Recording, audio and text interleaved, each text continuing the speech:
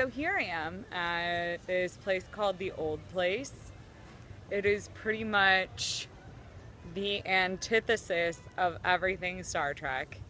Unless you want to count that episode in Enterprise where they find a planet where it looks like the Wild Wild West. Yes, David, I know about Enterprise. Anyhow, I thought I would talk about Jadzia versus Ezri.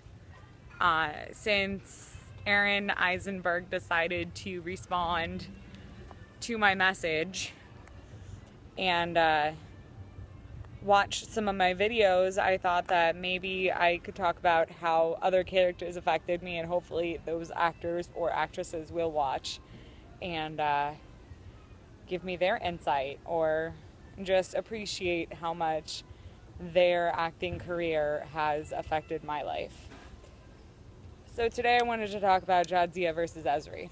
And not even versus, but how each of them reflects a different part of who I am. And how each of them kind of means something different to me. And I know that people will make it a competition as to which Jax is better. But in all honesty, I feel like they are foils to each other. And that each one represents a completely different side of maybe human nature. I am going to show you guys something because it's pretty awesome. There is a peacock roaming about, which is pretty amazing. Anyway, as somebody with autism, I find myself struggling to walk proud and walk tall like Jadzia.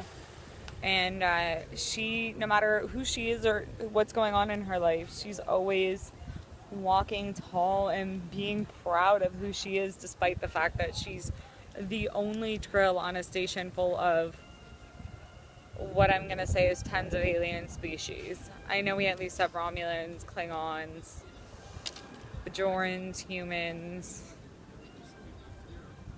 shapeshifters, and probably several more. So on a space station where she's the only Trill, she walks tall and doesn't take it to heart that she's the only member of her species there, and not everyone can relate to the fact that she's had 7 lifetimes worth of memories floating around in her brain at all times.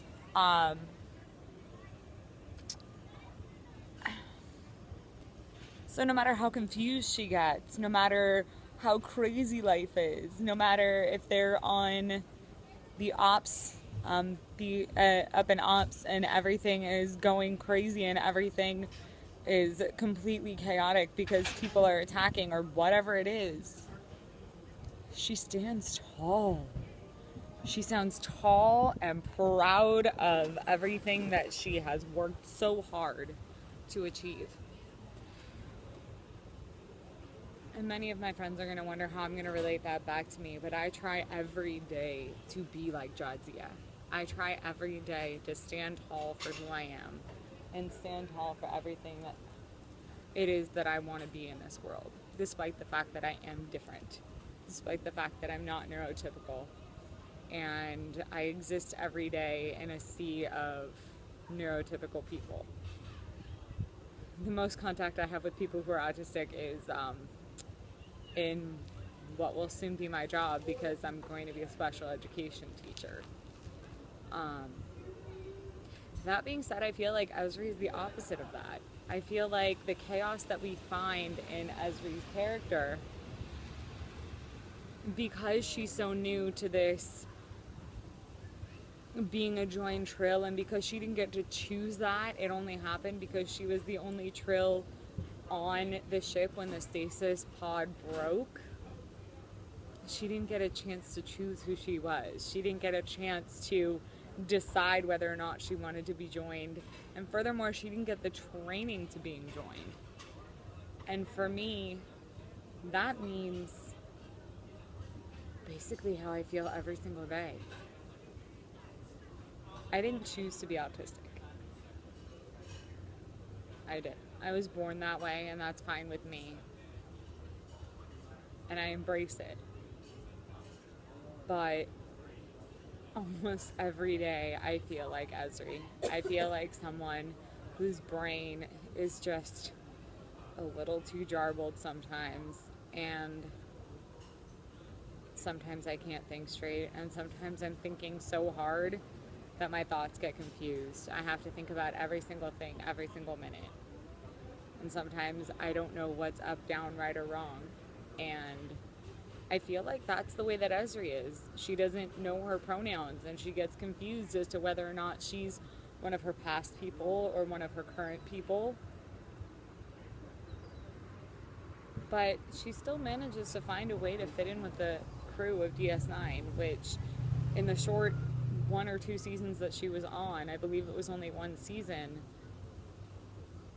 I think that's amazing. I think the depth that she brought to the character in the little time that she was there was fantastic.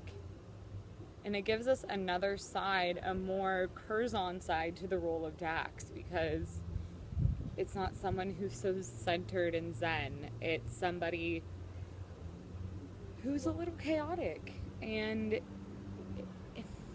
it shows 2 different sides of humanity. It shows that, yes, we have order, but we also have chaos.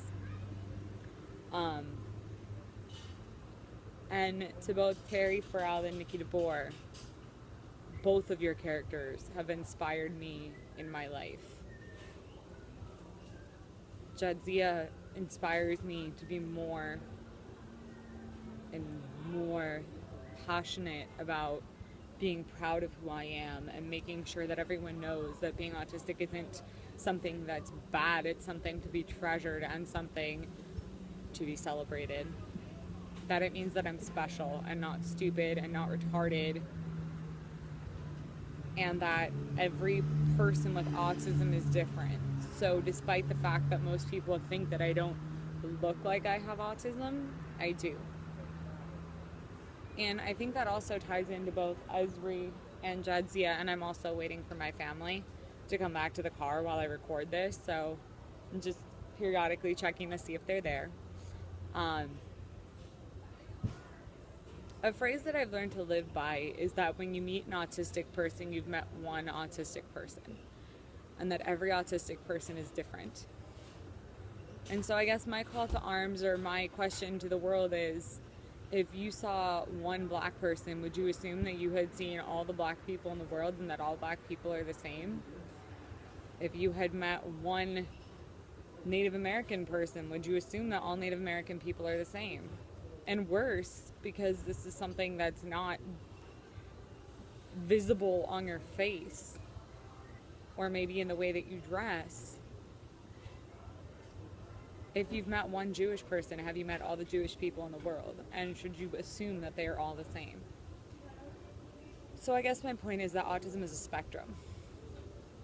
And I love the fact that we have 2 trills in DS9 that are completely different, that are completely the opposite ends of each other, and it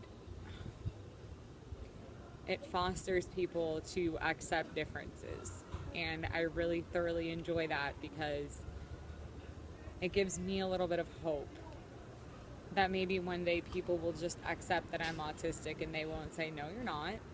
You don't look autistic. You can't possibly be autistic. You speak. You can't possibly be autistic because you look me in the eye. Because those things are what I would call outdated and outmoded, and potentially even derogatory, because that's just not the way it is. People of all shapes, colors, sizes, races, ages have autism. And both of you,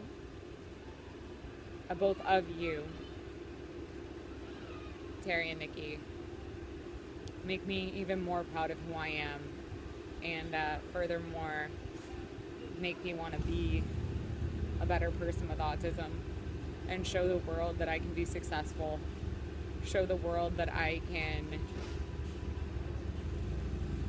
be a productive member of society, so that maybe people don't look at people with autism the same way. anyhow, I can see my family approaching. So I'm going to say goodbye, and I'll see you guys next week.